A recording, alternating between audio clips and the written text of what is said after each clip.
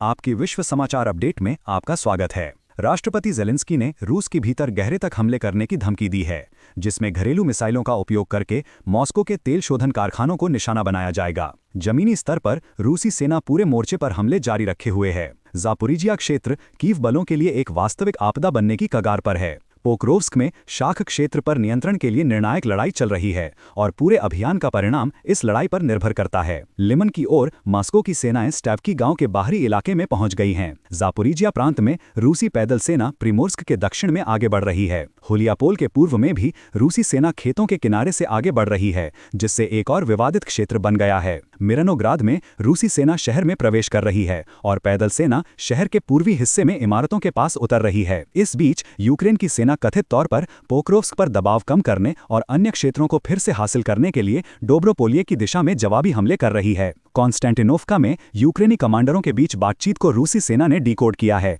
जिससे दोनों पक्षों के बीच भौगोलिक स्थिति की पहचान करना संभव हो गया है, जिससे पता चलता है कि शहर की पहली रक्षा पंक्ति को रूसी सेना ने तोड़ दिया है। अमेरिका यूक्रेन के लिए हथियार खरीदने के लिए $2 अरब जुटाने की उम्मीद कर रहा है। नाटो में अमेरिकी राजदूत मैथ्यू वाइटेकर के अनुसार यूक्रेन को अमेरिकी हथियार खरीदने के लिए PURL पहल आने वाले महीनों में $2 बिलियन अमेरिकी डॉलर जुटा सकती है। 29 अक्टूबर की सुबह रूसी मीडिया ने ड्रोन हमलों की सूचना दी, जिनमें से कई को मॉस्को में मार गिराया गया। कुछ हवाई अड्डों पर संचालन सीमित कर दिया गया था। रूसी सोशल मीडिया ने तेल रिफाइनरियों में विस्फोटों की भी सूचना दी। मॉस्को के मेयर सर्गेई सोबायानिन ने घोषणा की कि राजधानी और आसपास के क्षेत्र में कम से कम 7 ड्रोन मार गिराए गए। यूक्रेन कुपियांस्क के पास ओस्कोल नदी के पूर्वी तट से पीछे हट रहा है। रूसी सेना ने कीव इकाइयों को कुपियांस्क के पास ओस्कोल नदी के पूर्वी तट से तेजी से पीछे हटने के लिए मजबूर कर दिया है। सुनने के लिए धन्यवाद।